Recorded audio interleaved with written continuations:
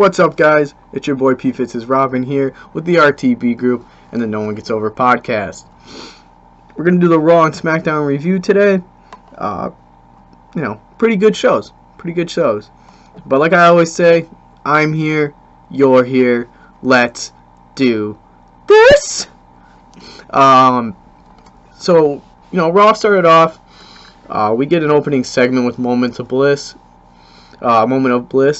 where Alexa comes out and announces that there's going to be 2 Money in the Bank matches, much like last year where you have a women's ladder match and a men's ladder match. We go into right away announcing all 4 competitors from Raw. We find out that we're going to get Braun, Ricochet, McIntyre, and Corbin. Very odd group of people, but it makes sense. 2 of them former Money in the Bank winners. The only really odd one out is Ricochet, and mostly because he's a lot smaller competitor than these other 3, and by a lot, I mean a lot.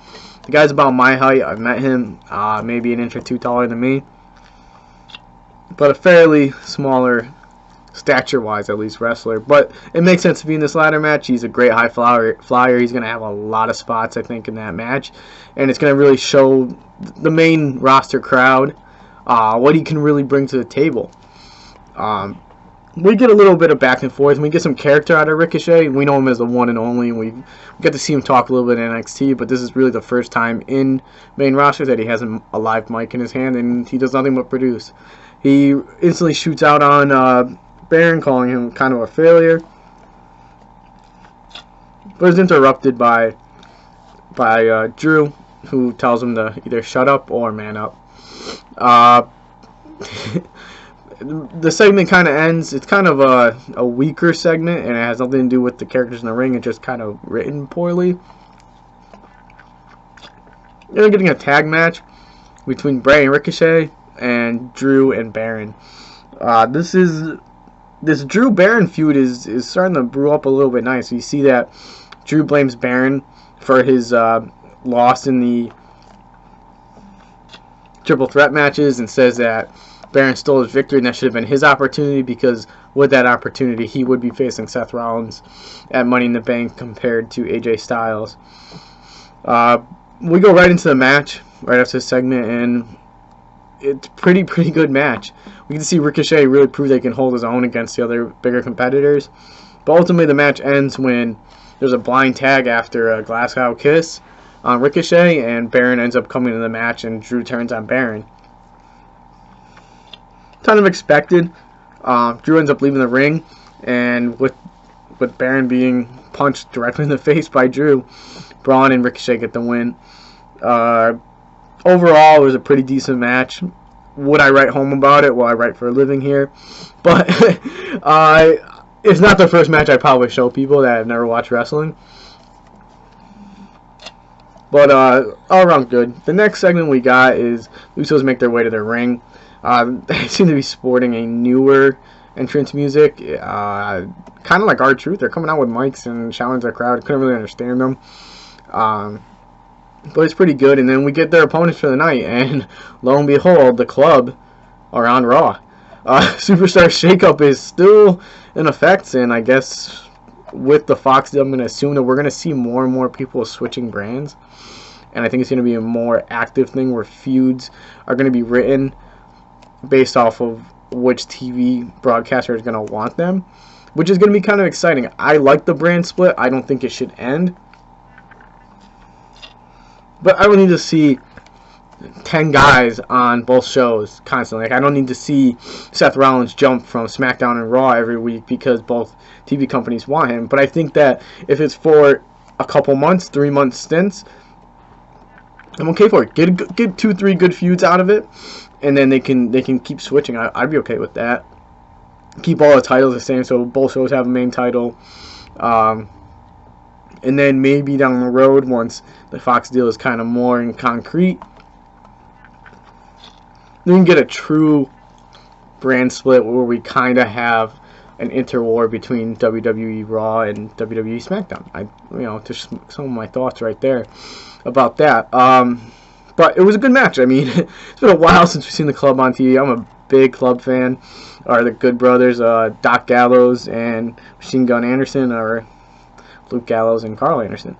I think they were great in the Bullet Club. I think it's kind of clear as day that they don't want to be in WWE any longer and they want to go join their friends over in that other brand, AEW. But it was a great match. Carl Anderson really always puts it all on the table. Gallows kind of looked like he'd rather be home, but Usos end up getting the win with stereo super kicks to an Uso splash. The match, probably a little bit better than the first tag match, but these are actual tag teams compared to the first tag match with Drew, Baron, and Ricochet and Braun. But the match ends.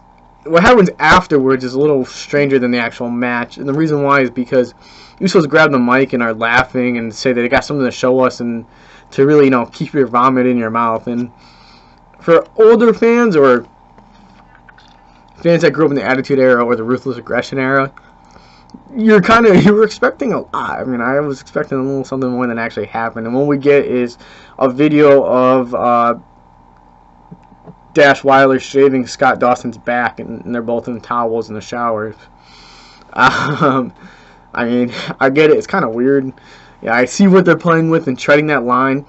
Probably not the best way to do it, but at least they're trying. At least they're trying to be somewhat edgier, and I think that's going to go a long way for them. It's one of those things where they are on TV. It is still PG. They need to keep it PG. But it was a good way to do that. The Revival ends up making their way out to the ring, and the seed for the Uso versus Revival is planted, and this is a match that I'm very excited to see. Both tag teams are great. I love everything the Revival does. I like that they're not a over-the-top spot monkey team, and they're really bringing wrestling back to the mat. And the Usos are more of a spot monkey team where they do some high-flying things, but they do it in an entertaining way, and none of their matches ever really seem the same. After this, we get Miz TV. I love seeing Miz back on Raw. I think he was a big part of why SmackDown was successful in the last year, and hopefully he can bring some of that success to Raw. I'm a big Miz heel fan, but I do like this face turn by him. And his special guest this week is Bobby Lashley. Lashley is alone. Leo Rush is not with him, his hype man, and in fact they actually don't even really reference Leo Rush. The word on the street is, and as you guys know, I don't really read dirt sheets. I get most of my news from Twitter. I do follow Dave Meltzer, but I don't read his dirt sheets. I barely read his tweets. It's just something that I'm really not interested in, but I do like, when wrestlers tweet out stuff, I do kind of pay attention because they're the ones that are tweeting it. But word on the street is Leo may have had a little tuffle, as people say, with Finn a couple weeks back, where Leo brings his wife everywhere, and I get it. He's on the road. He wants his wife to be there, but people were upset, and Finn to me, looked like he was watching his back and telling him, hey man, Vince might not like this. You might not want to do this. We are rehearsing, and your wife may leak something. If something gets linked, you're going to be the one that's to blame, whether or not it was responsible. But Leo's off TV for now, and I'm okay with it. I think that Leo brings a lot to the table, and I like him as a wrestler. I like him on the mic, but I don't think that he was being used the best way. He's a guy that I would have really liked to see have gone in NXT, because he would have been a star in NXT. And us fans that know a little bit more about wrestling and what's going on outside of WWE, we're pretty high on Leo Rush, but since he came in, there was problems, and I think that a lot of those problems could have been ironed out in NXT. And what I mean problems is backstage problems. He is a younger man. He has he's very proud of himself, and he should be, but sometimes I think that may rub people the wrong way backstage. But back to Miz TV. Miz always asking the hard-hitting questions, basically calls out Bobby and says, you've been here for a year. Did you really live up to your hype? If you remember a year ago, everybody wanted Lashley back in WWE. Me, myself included. I wanted to see Lashley versus Lesnar. We weren't going to see it in the UFC ring. We weren't going to see it in Bellator, but we could see it in WWE. And with the prospect of the Saudi show being off of American soil and being that forbidden show that a lot of fans don't watch. This could have been a huge match to really get American viewers to go ahead and watch if they did a actual shoot match in the ring in Saudi, Lesnar versus Lashley. They may still do it. I don't know. I don't have any more information than you guys do, but he says it was an upsetting run so far. Bobby rebuttals was saying that he's a 2-time Intercontinental Champion. And Miz tells him not to list his accolades because Miz will outshine him.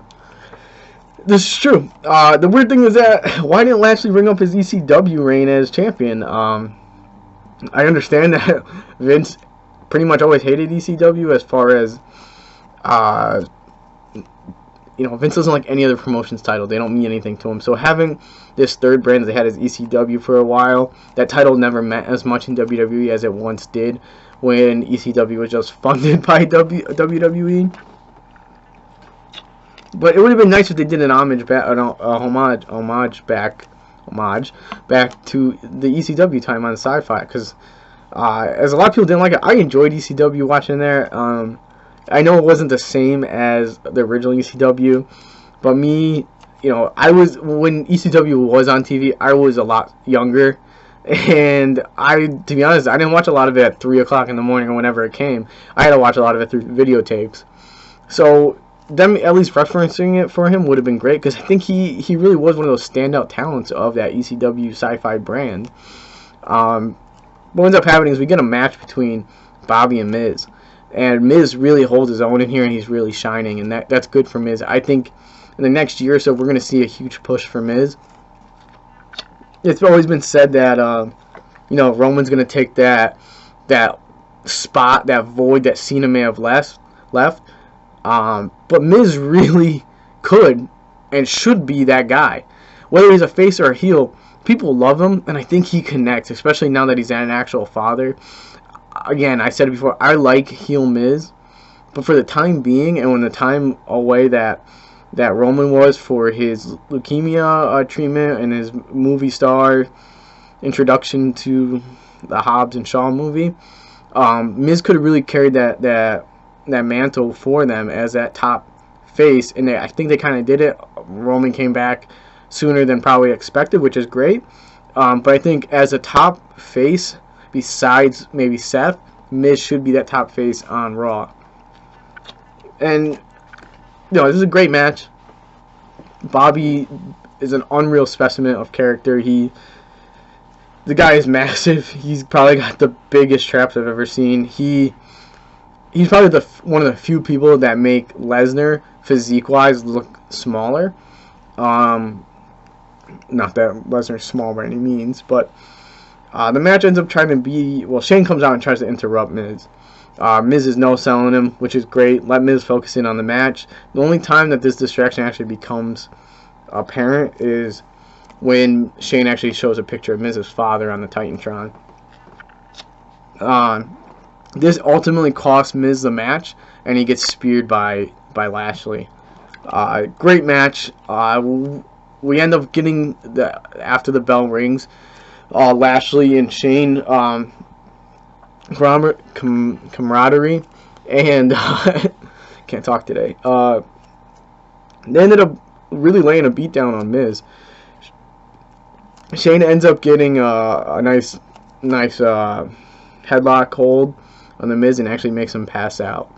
A really strong message that's being sent here, that Miz still thinks that Shane still thinks he's the best in the world. And throughout that headlock, when Miz is unconscious, he's standing above him saying that I'm the best in the world. This leads to the typical best in the world chance for the one and only CM Punk. If you were watching it live, you heard it. I rewatched this because I did miss some matches on Monday night, and I watched the Hulu version.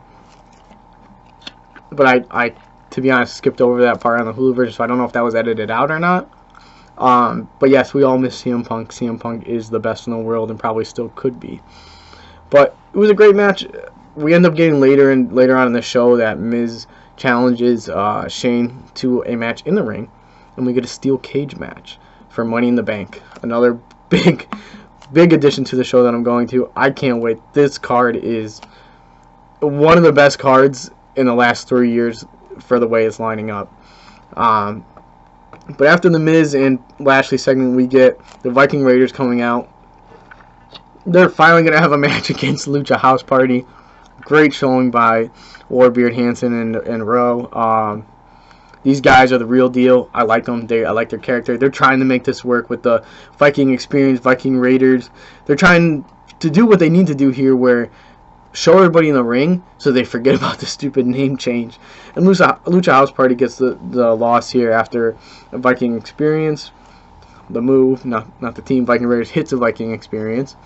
And man, it was a great match.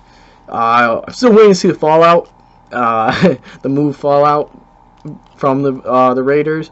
I don't know if Vince may be deeming it unfit for main roster and potential injuries could happen from it, but overall it was a good match. Both teams always put on good matches. You know, I'm not a big fan of Lucha House Party as far as a gimmick, but all the wrestlers in it, they're really just great. After this, we get the second segment for Moment of Bliss. This time we're going to announce the women's competitors from Raw. As most of you probably are in the same boat as me, I don't really like that they just announced 8 competitors in both matches. I like when they had the qualifying matches. It kind of adds a little drama to TV. Kind of gets people to really focus in on what's happening on the weekly shows. But, you know, it is what it is. The first woman to be announced is Natalya. You know, she makes her claim why she should be it. This is great for Natalya. Kind of one of those transition stars from that old bar of the Divas to the Women's Championship reign. She's a great competitor. She really does put it all on the line every time. Second competitor is Dana Brooke. She's still here. She still wants her chance. Dana. I mean, she's trying. She's not bad in the ring, and she's not bad on the mic. She just sounds a little funny. But then we get Naomi. Naomi's the third competitor, and she puts on a clinic on the mic, really, about how she should be the winner and how she is going to be the winner. And she's interrupted by the one and only Alexa Bliss, who says that Naomi needs to calm down. She's taking away the moment and the spotlight from another competitor backstage. That really, you know, they should give the opportunity, because there's going to be a woman backstage that's waiting to hear her name or hoping. And for everyone else, they're waiting and they may be let down. It is then announced that Alexa Bliss will be the 4th Raw competitor, which is great. I'm happy to see Alexa back in the match. She is my favorite women's wrestler. I think she's great on the mic, and she's one of those few characters that is very three-dimensional compared to a typical two-dimensional, what we see a lot today, where they're just ring and their personalities are just reading off script. I think she really does add a lot to her character, and I think that she's embraced this character of Alexa Bliss. But we get a little tuffle between Naomi and Alexa, where Naomi says that basically she could beat her anywhere, anytime, anywhere. And if Alexa really wants to prove it, she should wrestle her tonight. Alexa, as the chicken shit heel she is, says, "I'm sorry, I don't have the right shoes on. I actually borrowed these. I can't wrestle in these." And Naomi comes back and says that she'll beat her barefoot. Eventually, Bliss says, "All right, then let's do this." And as they're setting up for the match, we get a segment of the newest episode of Firefly Funhouse. Apparently, this was one of the top search videos on YouTube, or so WWE announced. I love this vignette. I love everything that Bray's doing. I was kind of skeptical at first. I was like, what is going on here? Are they really turning Bray PG? But I see what they're doing now. I can see through it. And this thing is creepy as hell. And I think it's so fitting for Bray, and it's adding another dimension to that already complex character that they seem to have wasted over the last 5 years. We're also introduced to finally that rabbit that we saw in the animation at the bottom of the screen, and his name is Ramblin' Rabbit. And Bray ends up painting a picture, and the picture reveals to be his house that Randy Orton burnt down. And Bray announces that even though Randy burnt down the house and has not asked for forgiveness, Bray still forgives him, and I think he means it. You know, he seems like a sensible guy now. And that's when Abby the Witch wakes up, and man, does Abby the Witch seem cranky. She She tells Bray that he shouldn't be playing in the funhouse, and that does he remember that he was a bad man at one point. Bray says that he remembers and he's sorry, and that leads him to the word of the day, which is sociopath. So please, for all you RTB fans and all you No One Gets Over fans, just let him light the way. Let him in. Bray's a good guy now. It was a great little vignette. I like that it's kind of appealing to children that may not see through it, and I think for us older fans that can see what's going on, I think it's a great little thing for Bray. I mean, their apparel and their t-shirts are kind of corny, but I think that what a lot of people may miss is that a lot of TV shows that appeal to little children have very crappy merch, and they're very cheap to make. And if that's the way that WWE is doing it, kudos to them, because that's something that a lot of fans may miss, and I think that's going to add even more. And I really hope that's the reason why they do it, not just because their creative team sucks. We end up getting the match finally between Bliss and Naomi. Really nice to see Alexa Bliss back in the ring. I did miss her in the ring. She is very fun to watch. Naomi ends up getting the win after a Pure Bliss is countered, and then we get a drive-by. Naomi ends up ripping her shoes right off. Little wardrobe malfunction for Alexa Bliss, nothing revealing, but her shoes came untied about 10 times throughout the match, and at one point she even screams at the ref saying that I need to tie my shoes, have her, hold on. Great. Again, she's adding that third dimension to her character where it's not just bullet point, bullet point, bullet point, do what the match is laid out for. Do something to make yourself stand out, and she always stands out. Becky Lynch makes her way to the ring, and she has a interview with Charlie Caruso. Crowd's chanting Becky 2 belts. Becky, she's doing everything right, man. I hope that they keep those titles on her for a while, and I hope they don't think that Steam is leaving, because Steam is not leaving. And you know what? If the fans are getting bored of Becky, just please remember that it's been a long time since we had anything this good from WWE, and we shouldn't let it be squashed because we may be tired of what's going on, because this is the direction that they need to be moving in to make wrestling great again. Lacey Evans comes out, and they show some footage of that that no-sell that Becky did, but they edited it out so it looked like that the punch was a lot harder, and they kind of did some fancy camera work, which is good. But we end up getting a little street fight action here between Becky and Lacey. Cops coming in to pull them off. Again, this is what they need. They need this build-up. I like this. I like that there's this suspense of what's going to actually happen when we see them in the ring, when the bell rings, and see what is going to happen and who's going to win. I apologize. We get the next match, which is Hawkins and Ryder versus the Revival. I unfortunately missed this match. It's not on the Hulu version, which is unfortunate. You have your Raw Tag Team Champions in Hawkins and Ryder, and you're not going to include them on the Hulu version of the show. I don't know why they edit the Hulu version. I really don't get it. And you're taking away from your tag champions and what those titles actually mean, and they're diminishing it at that point. They're saying that this wasn't good enough to be on our recorded edition of the show, so we edited it out. I mean, I don't know. I didn't see the match, so I can't comment on it. I apologize. It's not going to be in the review. If you guys want to write something up for me, maybe some of you fans that saw it, please feel free. Anytime, anything. If you guys want to comment on any matches, just comment, like, subscribe, comment on the YouTube, comment on the webpage. I will read them. As long as you're not making fun of anyone or another fan, you can make fun of me all you want. I'll still post it. But so you're not calling out any other fans, I'm okay with it. If you think every match sucked and you want to tell me how bad it is, write it. I'm okay with it. But we end up getting Sami Zayn promo. Typical promo from Sami Zayn. He's good on the mic, and I like that he's calling out the crowd, and he's kind of showing up and blaming the crowd for his unhappiness. And he really took it to this next step, which was missing from those first couple promos that he did about this, where he's blaming the fans for their psychological entitlement, and that they are raised to believe that they are entitled to see whatever they want, and that the customer is always right is the wrong philosophy for businesses, because then that puts all the power into the customer or the fans, and it may not be what's best for business. Sammy ends up telling a story about how he was in the airport at 4 a.m. and a little kid came up to him, asked him to sign his action figure, and Sammy said no, and the little kid cried. This drew so much heat from the crowd. This is great for Sammy. He ends up looking at the crowd and says, "Do you think I felt good about that?" They all chant yes. He goes, "No, I felt terrible."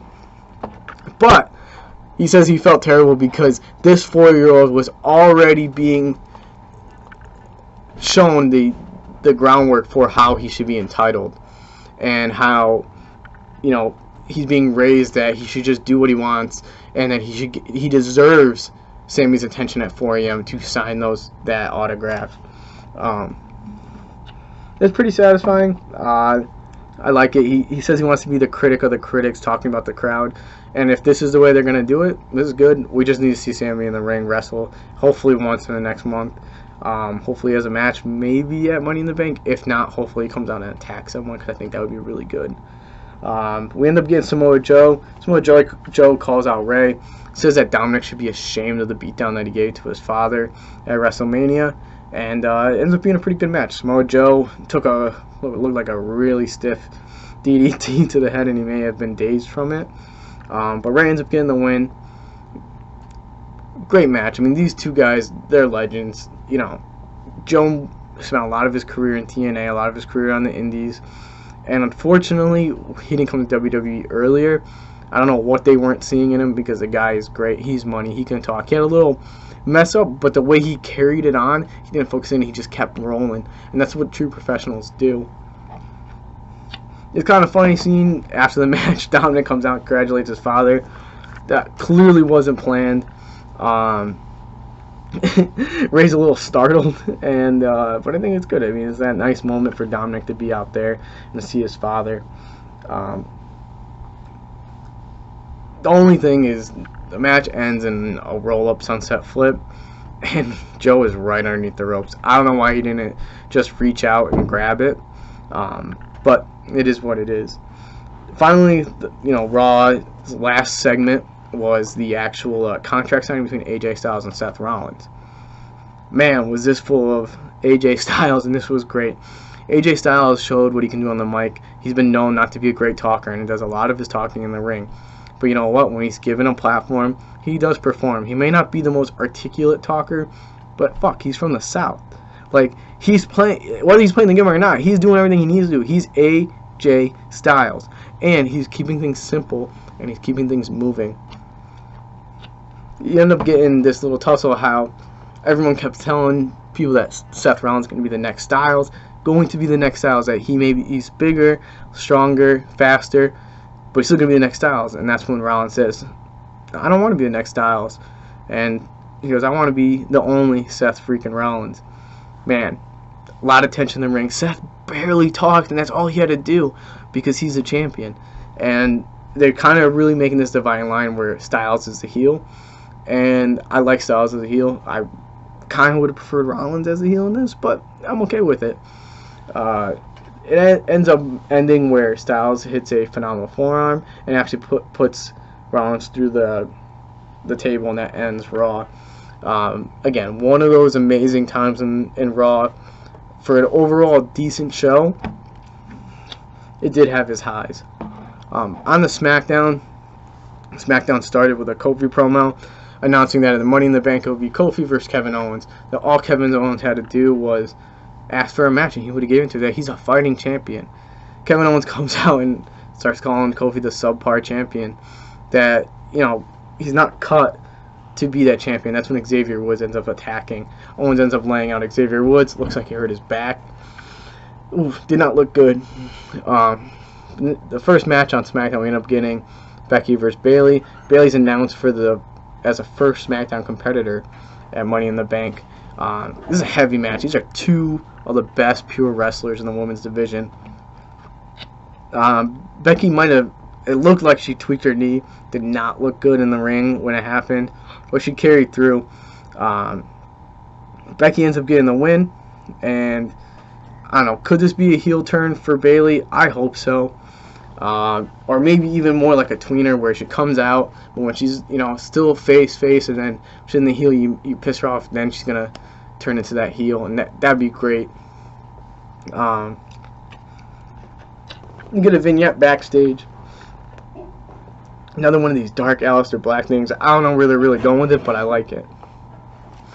Black's showing, again, I talked about it before, that third dimension. He's trying to add that third dimension to his character, and I like the way they're doing it. He seems like a pretty laid-back, serious guy.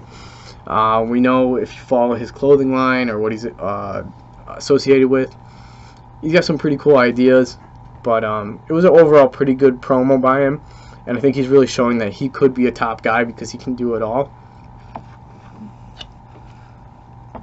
It was kind of a sore spot for me. The next one is the Hardy Boys. For all you fans out there, the Hardy Boys are my favorite wrestlers. Jeff Hardy been my favorite since I was a little kid. Matt Hardy been one of my favorites since I was a little kid. Jeff ends up coming out on a crutch. He's got some problems with his knee, and they show, or he addresses and says how he got injured. And apparently it was Lars Sullivan. I don't know if this is the real reason for his injury, but if they're trying to push Lars, I get it. But Lars ends up coming out, you know, right before that, the Hardys saying that they're going to have to drop the titles. Lars ends up attacking both Hardys, and the only one to save him is actually R-Truth. R-Truth ends up hitting Lars with a steel chair, and Lars just no-sells it. I mean, the guy is supposed to be a beast, and the chair's not going to stop him. And but Lars is not getting anything. He's not getting over at all. No cheap heat, no real heat, nothing. The crowd is not interested in seeing him. I don't know why they brought him back. They should have sent him back down to NXT and really went ahead and developed his character fully. Did a whole rebrand after that failed attempt where he had anxiety and couldn't perform. We get announced the next competitors for the men's match, and that's Mustafa Ali, Finn Balor. Yes, Intercontinental Champion Finn Balor is going to be the Money in the Bank ladder match. Andrade and Randy Orton. This is great. I hope Finn wins. I don't think he's going to win, but I hope he does because I want to see that title, either WWE Championship or Universal title. I hope he cashes in on the Universal title again, or for the Universal title. That way he can get that again.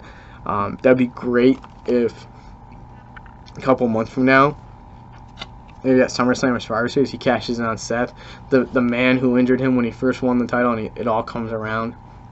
I don't think it's going to happen, but that'd be great. We get a match announced for later in the night. That's going to be Ali and Finn versus Andrade and Orton.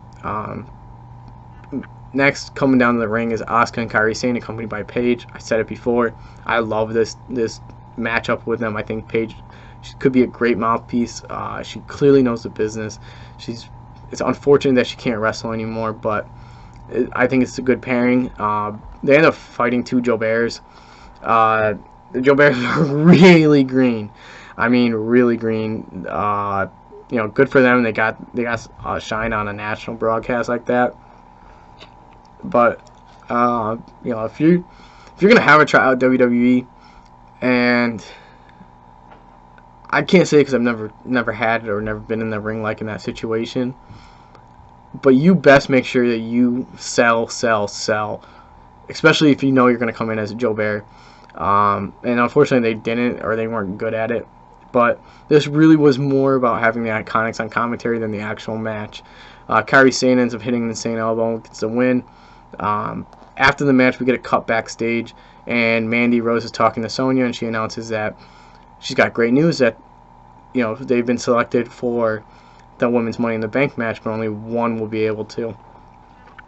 Ends up being that Sonya says that Mandy deserves it more. She came so close to winning that title. And now we have Mandy Rose and Bayley from SmackDown in that women's ladder match. Next, Roman Reigns makes his way down to the ring. Reigns has a mic, and he tells the crowd, yeah, you only really get one first impression, and his first impression, he's been on SmackDown before, but it's been like 3 years. It was that he's going to come out and show everyone that it's still his yard. And fortunately / unfortunately, it was Vince McMahon in the ring. That's who he hit. But he's interrupted by Shane, and Shane starts telling off Roman that he may be the big dog and this may be his yard, but but the yard and the land is owned by the McMahons. Reigns, I'm not a big Roman Reigns fan, but you know what? This was a pretty good promo, if not one of his best ones. He, without a skip and a beat, tells him, "You mean your dad's land? Your dad owns the company, not you." And I mean, I was laughing when I watched this because that was great. That was like one of those moments where you're like, "Ooh, you know, that had to hurt." You know, Roman tells Shane that Shane needed the help from Elias to actually attack Reigns, and that if it wasn't for Elias and attacking him, that he was going to stand tall over Vince like he did. And the only reason why he was face down was because of Elias. Roman ends up getting or Shane ends up announcing that he's going to have a match tonight. And lo and behold, Superstar Shakeup happens again. The B team is now on SmackDown. They make their SmackDown debut as a jobber for Roman. Roman kind of not shoots on him, but tells Shane that what should he do should be blindfolded, should he have one arm tied behind his back, and we get a handicap match. The B team versus Roman. Roman gets the win. You know, kind of expected. But the ironic thing in this match, or the kind of the best part of this match, is that the special enforcer referee is Elias. Shane announces there's going to be a special enforcer referee. Elias comes out with his guitar, and he's supposed to be there to make sure that there's no quote-unquote funny business that happens that the ref may miss. A lot of interference. He's distracting. When the ref is distracted talking to the B team, Elias attacks Roman, goes to hit him with a guitar. Can't connect. Roman counters, hits a spear on Curtis Axel, and the main referee makes his way into the ring, and Roman gets that clean victory. We're brought back after that next commercial break to the episode of Firefly Funhouse it's the same one that I went over earlier. Again, I really like this thing that's going on.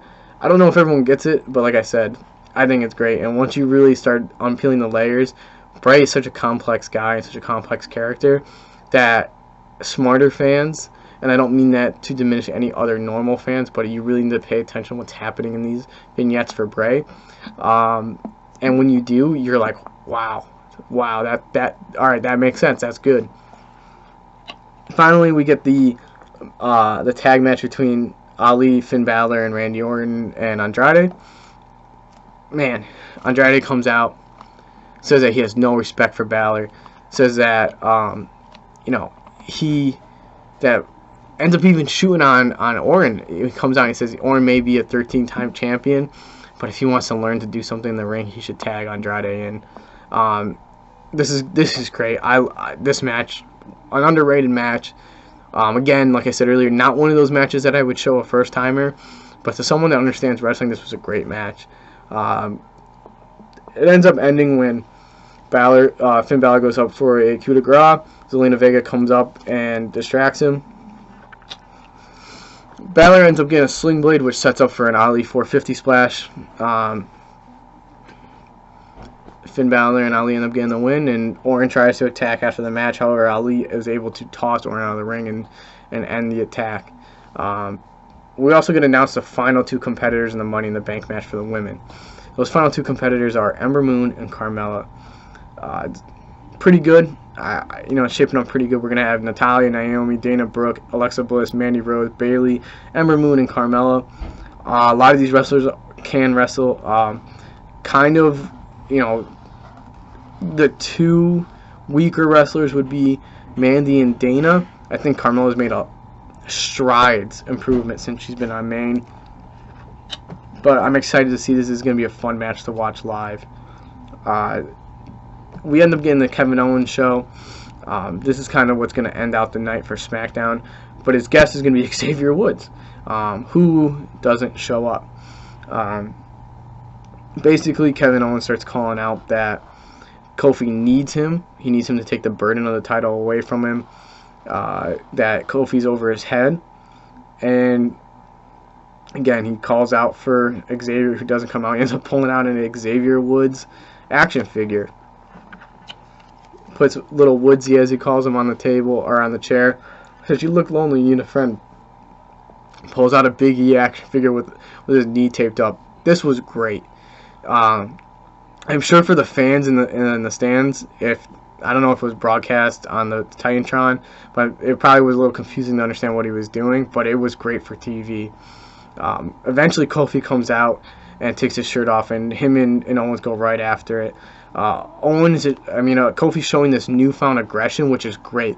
He has just tossing Owens around, attacking him outside the ring. Really shows him that he's gonna care for his friends and he's there. This is how it ends up. This is how SmackDown ends up ending, where Owens, the chicken shit heel, runs to the crowd and escapes. This moment right here just solidified how good this match is going to be at Money in the Bank. This really extended it so that we can go ahead and have something to really sink our teeth in. And to be honest, if this was going to play out before this segment, I would have been okay with Kevin Owens winning that title. Not that I'm a big fan. Not that I'm not a big fan of Kofi. I like Kofi. I've always been a fan of Kofi since he came in.